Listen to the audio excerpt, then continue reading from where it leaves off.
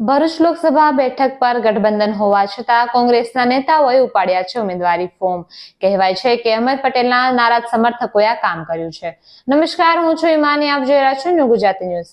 ભરૂચ લોકસભા બેઠક પર આપ કોંગ્રેસ ગઠબંધનના ઉમેદવાર તરીકે આમ આદમી પાર્ટીના ધારાસભ્ય ચેતર વસાવા ચૂંટણી લડી રહ્યા છે, પરંતુ અહેમદ પટેલના સમર્થક અને ભરૂચના સહકારી આગેવાન એવા પ્રદેશ કોંગ્રેસ મહામંત્રી સહિત બે દિગ્ગજ નેતાઓએ ઉમેદવારી પત્ર ઉપાડ્યા હોવાની આમ આદમી પાર્ટીના વર્તુળોમાં ચિંતા પેઠી છે। ભરૂચના સહકારી આગેવાન અને પ્રદેશ કોંગ્રેસ મહામંત્રી સંદીપસિંહ માંગરોલા અને વિધાનસભાની વાગરા બેઠક માટે કોંગ્રેસમાંથી ચૂંટણી લડી ચૂકેલા સુલેમાન પટેલે પણ ફોર્મ ઉપાડી ચૂંટણી જંગમાં ઝંપલાવવાનો અણસાર આપ્યો છે। સંદીપ માંગરોલા અને સુલેમાન પટેલે બંને પૈકી કોઈ ચૂંટણી લડે તેવી રણનીતિ ઘડે તેવી પણ શક્યતા છે।